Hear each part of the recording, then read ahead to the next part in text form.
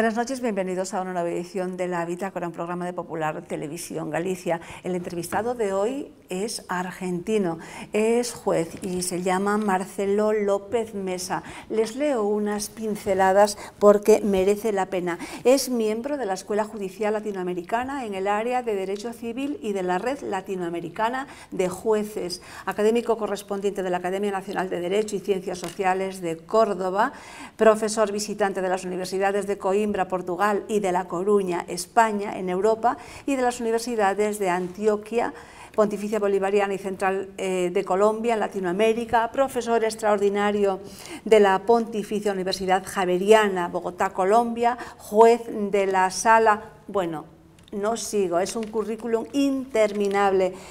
Don Marcelo, buenas noches, bienvenido a La Bitácora. Buenas noches, es un placer para mí estar en la televisión, en esta hermosa región de España con la cual me unen enormes lazos. ¿Qué le unen a Galicia? En primer lugar, mi abuelo. Mi abuelo era un gallego que se fue a Argentina a hacer digamos, no digo una fortuna, pero sí un pasar, que allí conoció a mi abuela, que era hija de asturianos, o sea que también tengo parientes en Asturias, y que nunca más volvió a España porque había encontrado su familia, había encontrado su carrera, había encontrado su pasar, y se sentía a gusto, pese a que añoraba su tierra natal. ¿Y viene periódicamente?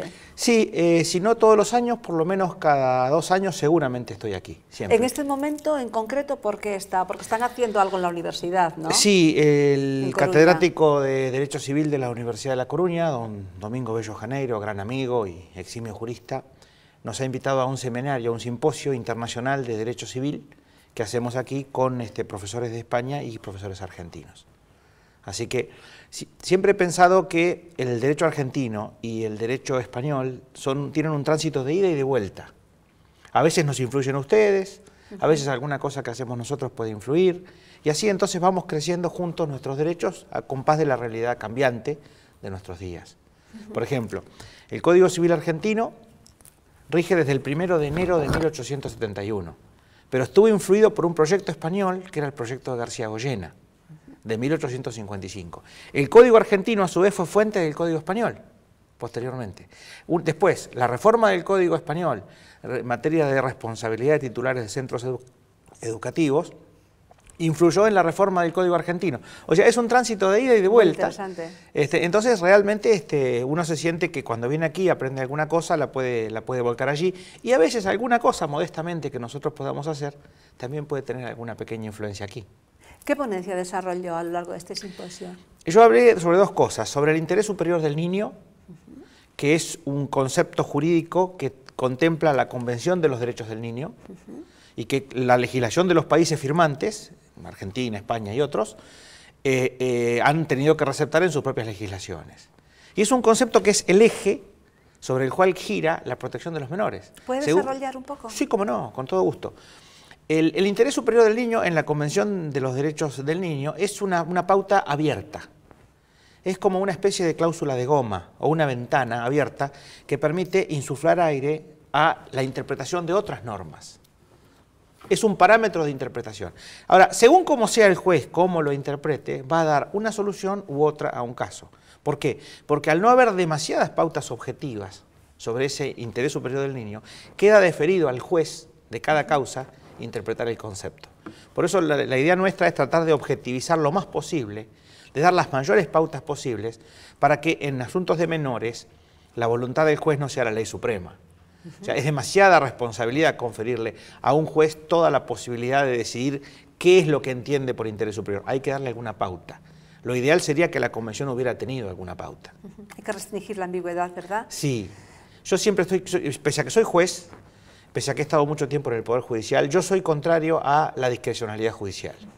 Es más, me parece que la discrecionalidad judicial en estos momentos, sobre todo en el siglo XXI, es hasta peligrosa.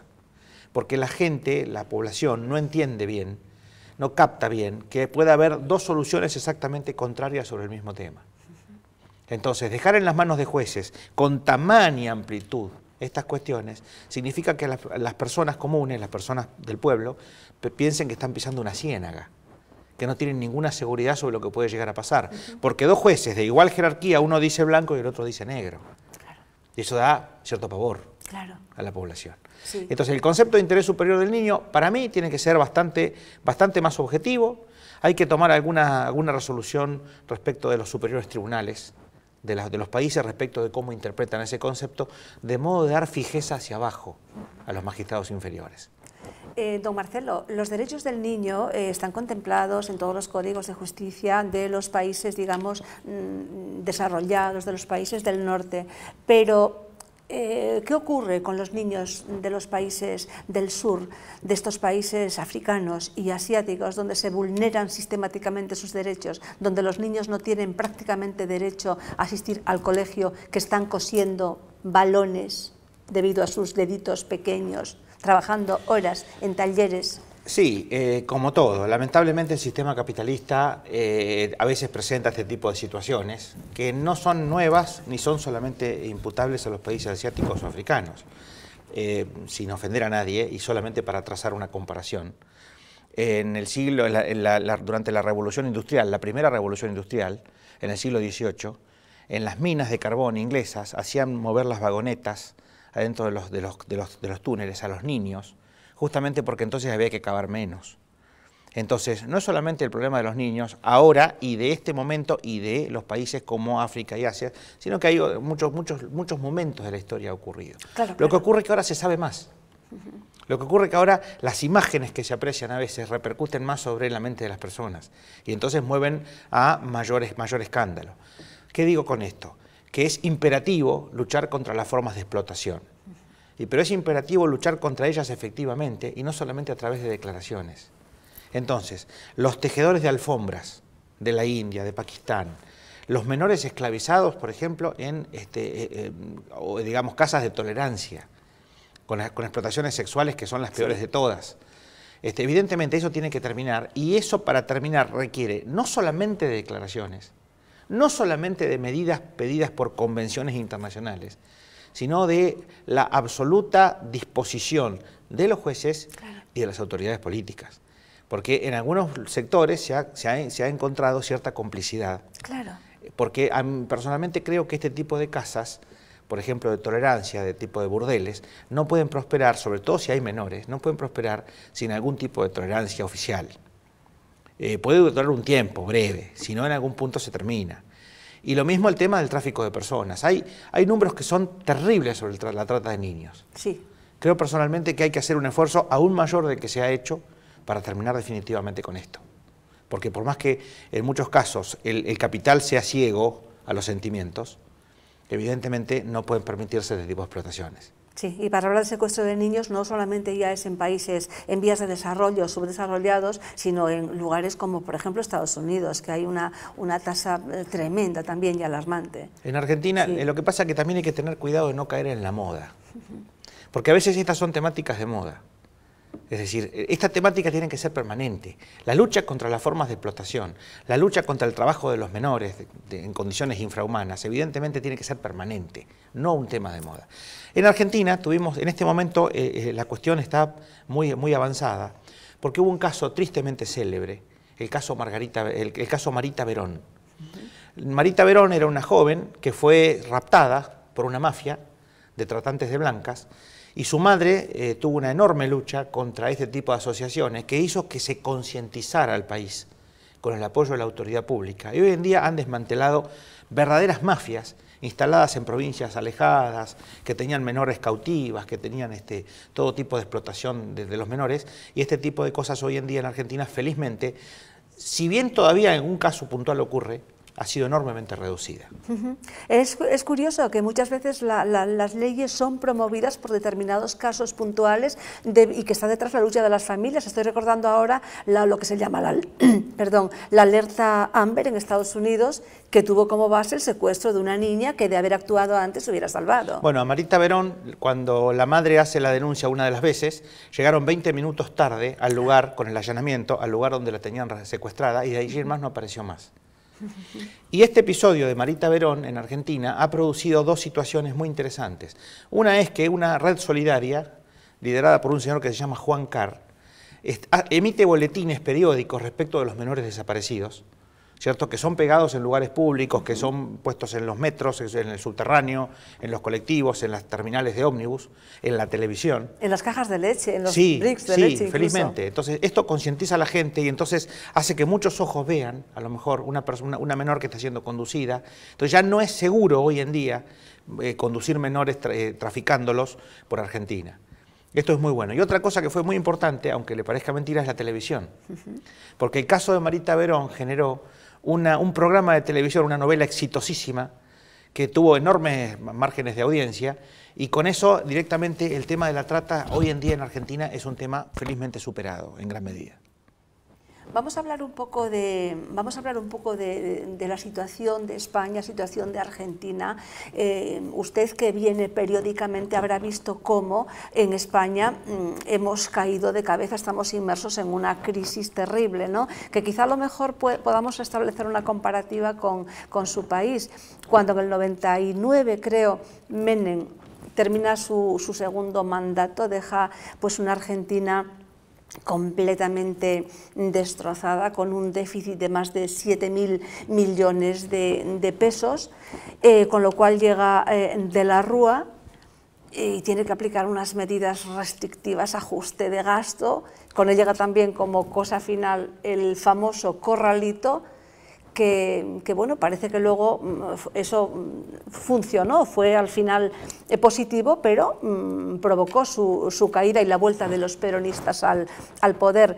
¿Es eso extrapolable, es comparable a lo que está ocurriendo ahora en España? ¿De alguna manera? ¿Qué podemos aprender de esa situación?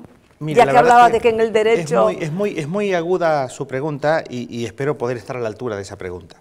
Y le digo lo siguiente, estaba hace un rato viendo un programa de televisión en donde se debatía este tema, que también lo conducía usted, donde Antonio Platas y donde Domingo Bello hablaban brevemente de toda esta cuestión, y recordaba en ese momento imágenes que a los argentinos nos pasaron hace 10 o 12 años. Yo personalmente espero que ustedes no tengan que transitar por todo lo que nosotros pasamos, sinceramente. Creo sí que sería posible trazar una pequeña comparación. Es más, sería posible tal vez hacer alguna pequeña, no digo consejo, porque yo creo que los consejos no son bien recibidos cuando la gente está exaltada, pero sí me parece a lo mejor alguna sutil sugerencia. Yo creo que son de agradecer. Bien. Yo era autoridad política en aquel momento cuando estalló la crisis argentina, pasé por la época del que se vayan todos, me tocó ser autoridad económica en una provincia, que era la provincia de Neuquén, en el año 2001, 2002, 2003, y nosotros logramos mantener a flote la provincia de Neuquén pese al desastre argentino, e incluso hacerla crecer en medio de la crisis, cosa que fue rarísima, pero en aquel momento teníamos una gran gestión. Y de todo lo que aprendí en aquel momento, me parece que habría que hacer 2 o 3 tips, tirar 2 o 3 tips, 2 o 3 así, pequeños aportes que a lo mejor alguno pueda ser de utilidad. En primer lugar, lamentablemente las fiestas no las pagan las que las vivieron.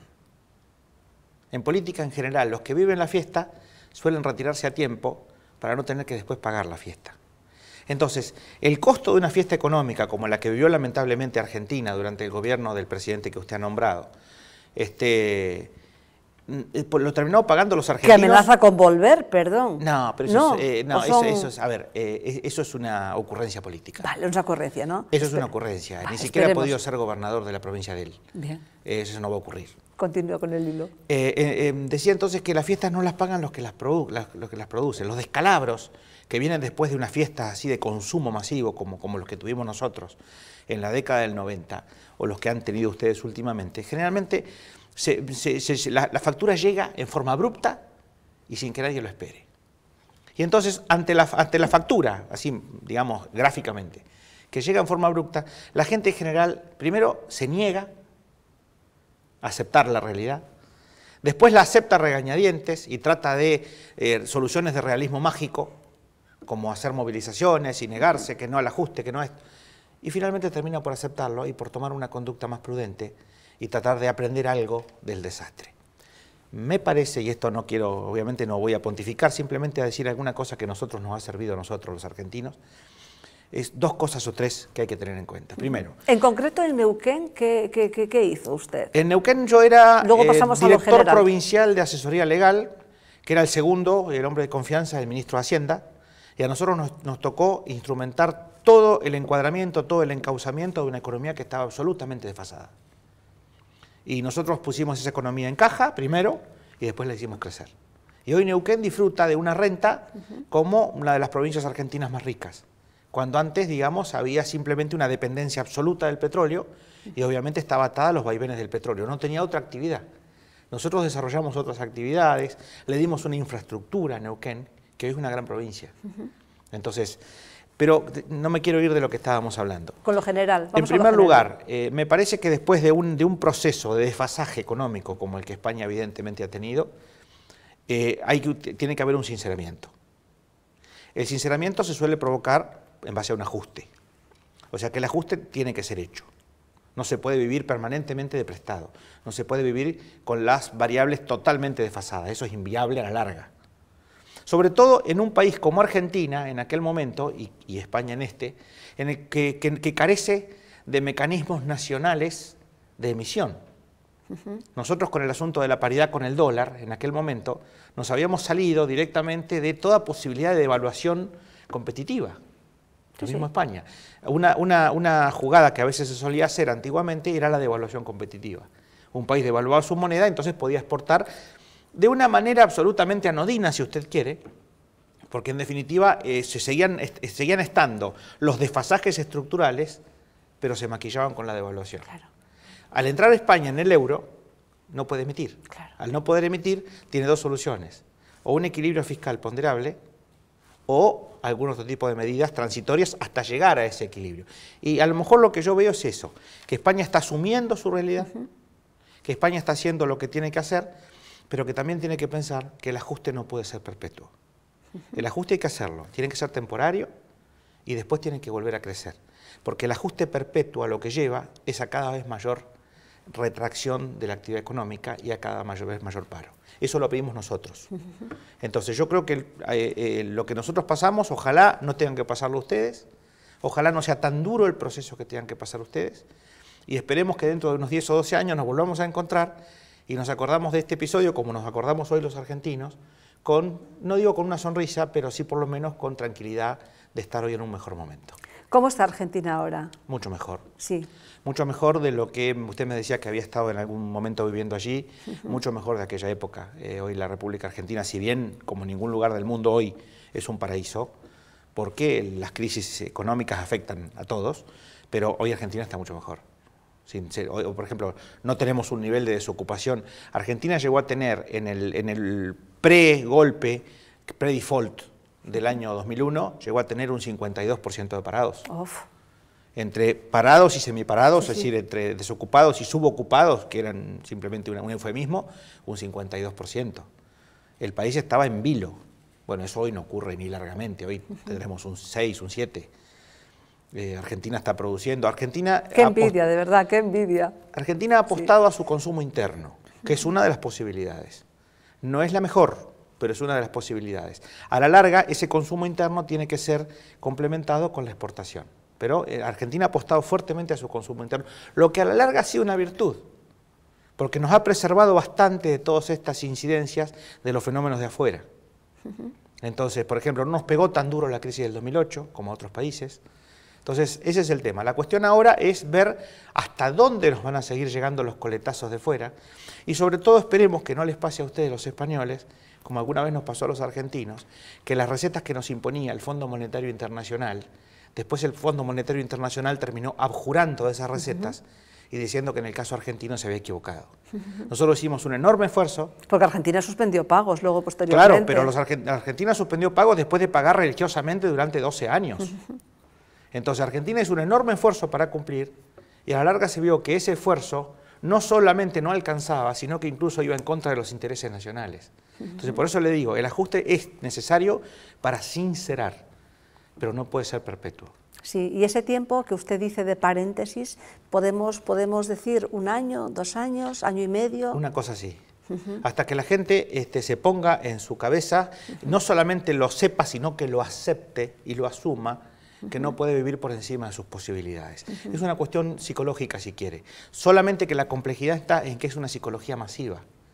porque no tiene que convencer a uno, sino a millones.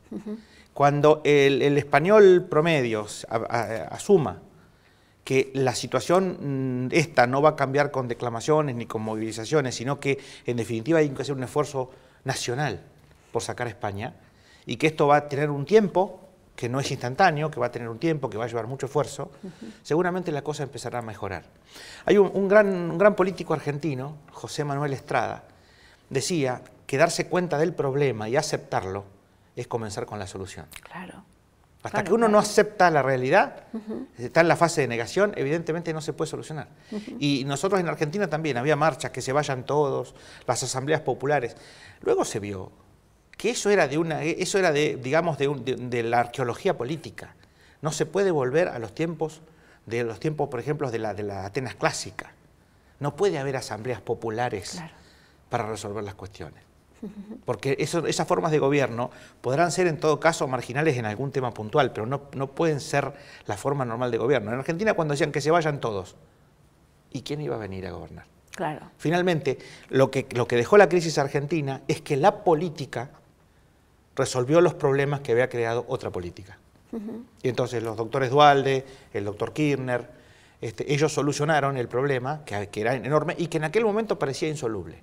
Esperemos que a España le pase igual. Sí, en definitiva es eso, bien buscando culpables o bien debido a imponderables, todo es cíclico, ¿no? Exactamente. Y buscar culpables es importante para no volver a elegirlos, pero a su vez lo que hay que buscar más que culpables son soluciones. Y las soluciones en estos casos muchas veces duelen. Volvamos con el tema de los niños, derechos humanos, derechos del niño, derechos universales. ¿Cómo se contempla? Me voy a referir en general y luego puntualizando en Argentina, los derechos del no nacido.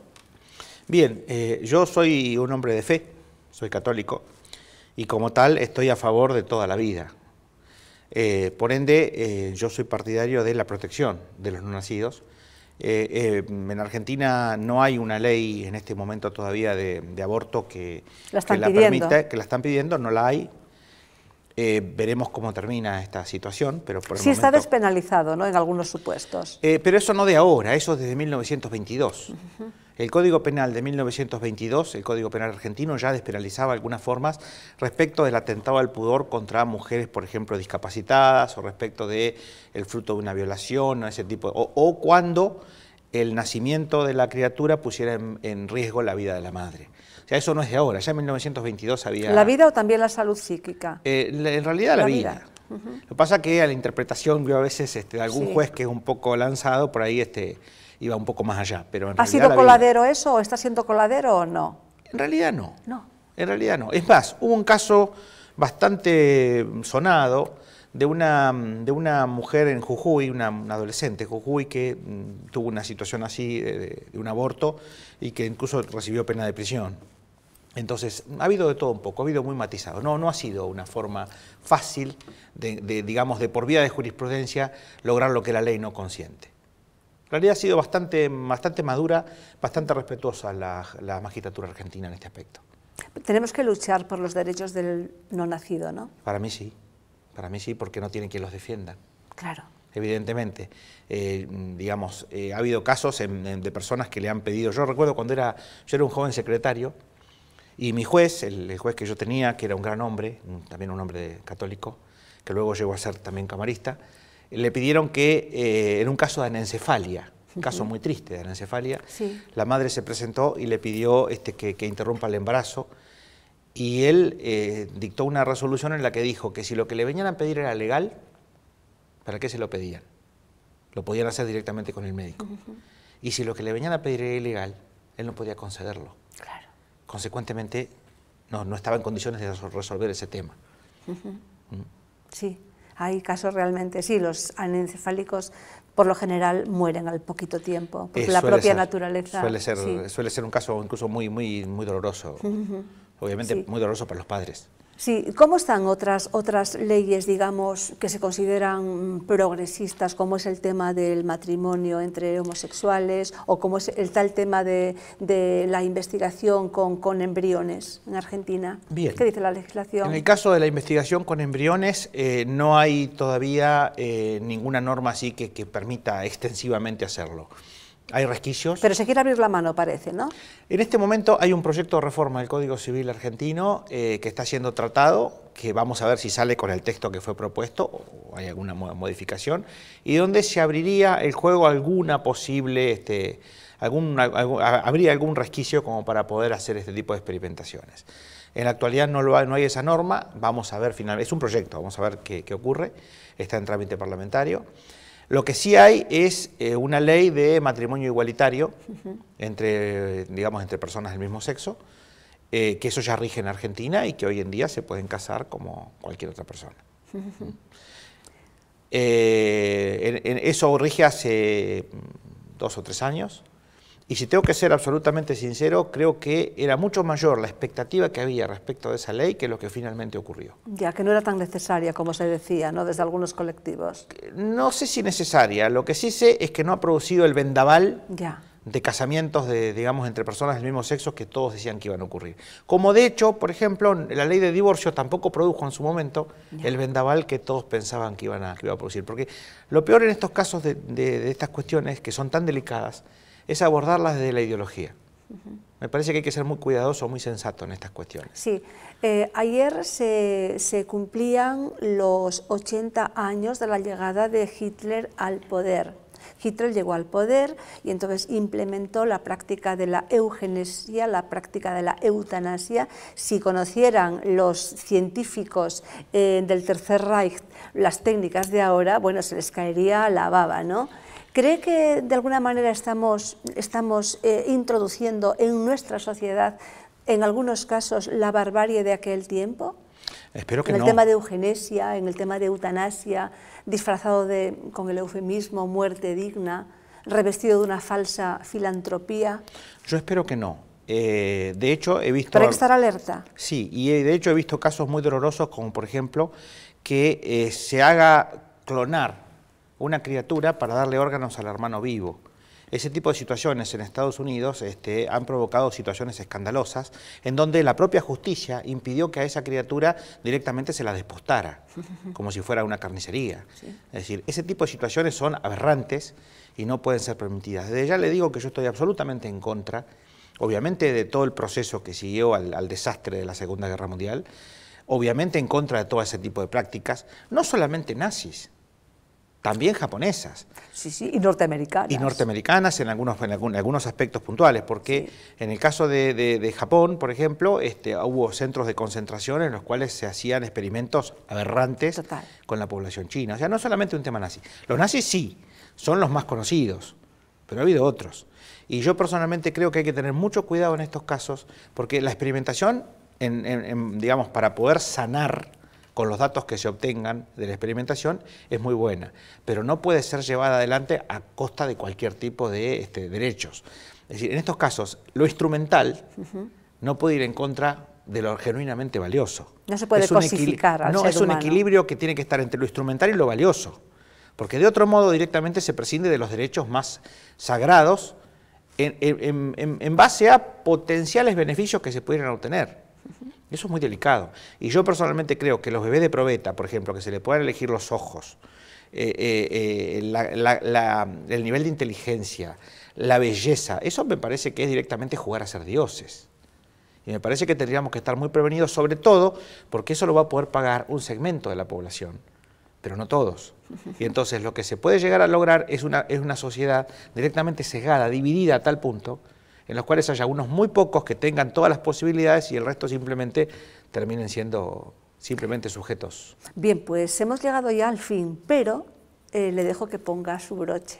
Bien, yo le agradezco enormemente, me he sentido muy cómodo, realmente los temas que hemos tocado, amén de alguno de ellos que pueda ser delicado, hemos tocado temas muy importantes, le agradezco la amabilidad, el respeto, y simplemente quería decir que yo me siento a gusto, me siento en mi país, en España, por mitades es mi país, yo me siento un gallego, He sido criado como un gallego por mi abuelo, la comida gallega me fascina, los paisajes, los lugares, y tengo una enorme relación de afecto con la Universidad de La Coruña, con la Real Academia de Jurisprudencia y Legislación de Galicia, con algunos distinguidos profesores como el profesor José Antonio García Caridad, como el profesor Domingo Bello y otros. Así que para mí ha sido un privilegio estar en Galicia y le agradezco enormemente la amabilidad de recibirme. El agradecimiento por parte nuestra. Muchísimas gracias y esperamos verle en una nueva oportunidad cuando vuelva por aquí. Gracias por querer tanto a nuestra tierra, que también es su tierra. Don Marcelo, muchísimas gracias. Muchas gracias. Gracias a ustedes por acompañarnos en esta ocasión, un día más, y nos despedimos hasta el lunes. A eso de las 10:30 volveremos para hacer análisis de la actualidad. Que pasen buen fin de semana.